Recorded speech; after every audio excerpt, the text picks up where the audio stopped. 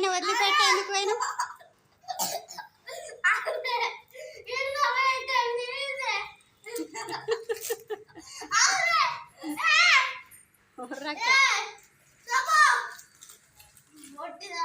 ఎగిరిపోయి మీదికి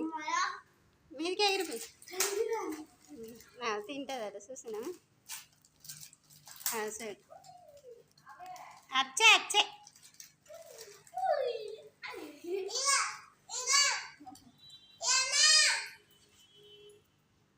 తినబెట్టు దానికి